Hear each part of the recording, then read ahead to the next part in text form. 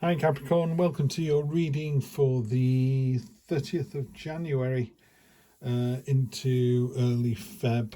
One weekly reading coming up. I've already drawn the cards. Energy across the bottom is the Eight of Wands. This is quick success, a lot of communication coming through. But yeah, just a quick success. So a very successful week next week.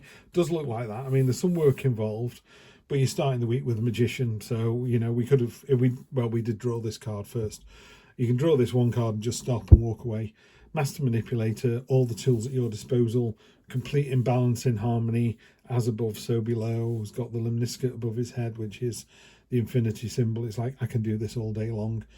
The fact he's got all the tools at his disposal, he's the best. You know, you're the best chef, you're the best window cleaner, you're the best police officer, you're the best teacher, you're the best stay-at-home mum. You know, whatever it is you are, that you are the best of its kind. You know, it's just a fantastic card. So that's your present position. Present expectation is there's kind of an imbalance here. This is quite nicely rendered in the illustration. There's actually 6 coins on this card. There's 3 down at the bottom that are overgrown and ignored, and 3 at the top that are being used and being recognised. And it's warning you to, you know, make sure that you give 100% of yourself. What's the point in holding back with half your intelligence, half your ability, half your humour? You know, it's kind of walking into a room and going, I could be the life and soul of the party, but I'm just going to give them 50% of that. Why? Well, you know, because what will happen is eventually you'll go to the 100%. Everyone goes, oh, that's the person he was. And also, the magician's not hide. This is, you know, kind of out there ability. You know, someone, I don't know if you've ever done something. I remember I used to ride road bikes a long time ago, like 30 years ago. And I went to see an amateur race, and I thought I was a pretty good cyclist until I saw those guys. And I was like, oh my word, I thought I was fast on a bike. And then these guys went past like they were on motorbikes. And then if you watch the Tour de France, those guys are as fast again as I was against the amateurs, you know. So there's a real sense of you don't realise just how good you are at something. You know what I mean? So don't give 50%. Why you only give you 50% of anything? Give 100% to your relationship, to your work, to your neighbours, to your community, because this has been, you know, seen and read and understood and grateful for. But there's so much more down here. I would say to you, what are you hanging on to this for? Then in the unexpected position, we've got the Two of Pentacles, which is a card of agility and a card a card of kind of balancing, you know, balancing money, balancing work and play, balancing I don't know, serious commitment with, you know, tickling your kids. You know, there's just that sort of trying to find the balance. And what's happening here, the ferret is a very agile creature, so he's looking at you going, yeah, I can do this all day. And you can, but it's not ideal. Eventually this is going to topple over, even with the best will in the world. So it's just reminding you that while you are able to manage the situation as it is currently, that's not something that's going to stay like that long term. So short term, you've got the Pioneer card, the Two of Wands. So we've got another 2 here as well. 2s are very kind of foundational. You know, you just started the process. You're just starting to manage what's going on here, and you're just starting to think about, you know, where to go next. I would say to you, if you were, you know, only giving 50% of yourself, this Pioneering card down here, it talks about this is where everybody else is. They're on planet Earth. It's a finite resource. You're here. You've thought ahead. You've gone somewhere else. You've got the big idea. You're thinking outside the box. You're ahead of the curve. You are 10 steps ahead of everyone else. But the minute you stop walking, everyone else will catch up. So it's a bit like you've got the world in your hands, but keep going. You know, you've put the seeds into the ground. You've watered them. Now what? You don't sit there and wait for the tree to grow. What do you do while you're waiting for that to grow? Do you plant some more? You know, what is it you do next? Don't pause. And then over the next 1, 2, 3 weeks, it feels like a real burden. This has come up, I would say, 3, 4 times this week.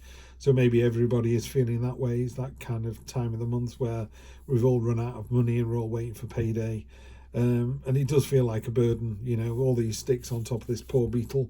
And there's another beetle here on a free ride as well. It's like, what the hell's going on? This is a Goliath beetle. They can carry 100 times their own body weight. So this is easy for this. Yes, there is someone taking a free ride, but we'll deal with them in a later stage, later card. Don't worry about that. They'll get their karma. But for now, yeah, it might feel like it's a bit of a burden, but honestly, nothing you can't actually manage. So just hang on in there. So it's a great week. You're really in control of it. Don't let this sort of sourness creep in. I would be careful of that card though, that Six of Pentacles, particularly in this deck, the way it's drawn. You know, it is a card of imbalance. It's a card of, you know, why you're choosing for some people to have your attention and others not. And if it's a genuine reason, it's like, it can't be helped, I need to work late tonight, sorry boys. Then the following night you spend some time with your kids. That's okay. That's the balance we're talking about. I'm not trying to find, you know, 28 hours in a 24-hour day. Just making sure you find a bit of quality time with the people you care about. Nine of Cups, love this card, particularly on top of the Magician. This is a card of, it's the Feast card. It's a card of satisfaction. It is a card of, didn't you do well? What I really like about Heidi's illustration, and she mentions it in the book, is she sat on a cold stone wall. So while it's solid and foundational and didn't you do well, it's going to get uncomfortable if she stays there. And it's about this thing as well. It's definitely about, you're doing a really great job. You're doing a really great job, by the way, Capricorn. But don't rest on your laurels. Don't stay there. You need to, you're doing an amazing job. How do you do an even more amazing job? And when you've done an even more amazing job, how do you do an even more amazing job on top of that? And I know it feels like, well, when does it ever end? And I think you could argue that it doesn't. But, you know, you just need to keep going. So you're doing a fantastic job. This is very much a card of, yeah, I am amazing, aren't I? I just get a bit backache. Time for me to go off and be a fantastic entrepreneur again. Yeah, so just keep it going. More than enough strength to do it. I mean, Queen of Wands here. This is, let me just see what Heidi says about the Queen of Wands. Could be a person, this one, rather than an event. So let me just have a look. She puts them in a slightly different place on here. We can just find out Wands. Queen of Wands. The Queen of Wands radiates good vibes and confidence. When it comes to getting things done, she seems to have a never-ending flow of energy and ideas she's eager to share with others. Seems like everything she touches come alive. You walk away from her feeling recharged and energized, but you also wonder what else she has up her sleeve. She is as mysterious as she is powerful, represented by the black cat and lioness that are always by her side. Love that, yeah? Yeah, this is you. This is your power. This is your energy. Love it, love it, love it. Seven of Swords. So we've got the sort of balancing act that's going on there. It could be that you get so sort of, oh, I've had enough of this kind of balancing act. You decide to do something tactical. You know, it's like, I'm just going to go into the enemy's camp and take those swords away. Then they can't fight in the morning. So you're doing it, not tactical. You're doing taking a strategic approach to the situation. I think because you've got a certain amount of momentum, you just want things not to stagnate. So, yeah, you're kind of stirring the pot. You're causing a little bit of trouble, not in a bad way, but just kind of, come on, everyone, let's get going with this. Let's get moving. Yeah, Queen of Swords. She's come up a lot as well. Queen of Swords is, she's very... all the swords are about the head, the intellect, you know, it's about thinking with your head, not your heart. She is forward thinking. She is above the storm cloud. She could see for miles. Those butterflies about transformation and change. She knows the powers of words. She's got the sword out. She's ready to do something. There's definitely a sense of action with these two cards here. This one's got this forward momentum as well. I feel like this next week, Capricorn, it seems to me like if you get into any kind of tar pitting or stagnancy, you're just going to go, oh, no, that's not going to happen to me. Let's keep this going. I'm going to stir up some trouble here. I'm going to send that email that gets everybody wound up, and then we're going to move it forward again, because we just started the process. You know, the Two of Wands is a great card. It's the pioneering card, but it is only a two. It's just the beginning of the process. Queen of Swords is coming along going, come on now, chivying people along. There you go. It's got that chivying sense of movement. And 10 of Wands on top of the 10 of Wands. Well, there you go. Heidi, I love your cards, as you know, but I really don't like the interpretation for the 10 of Wands. Does that look like a burden to you? Does that person look like they're struggling with this immense burden on their backs? No. This looks like the 10 of Wands to me, you know, it's absolutely worn out. But basically, when you double down on a card, the card is definitely saying this is what the important message is this week. Let me just see what she says about the Ten of Wands in here. I'll do it word for word for you as well. Ten of Wands, success, hard work, heavy burden. Wow, you've achieved a significant success and now have a lot on your plate. Or you're like the woman on this card, a lot on your back.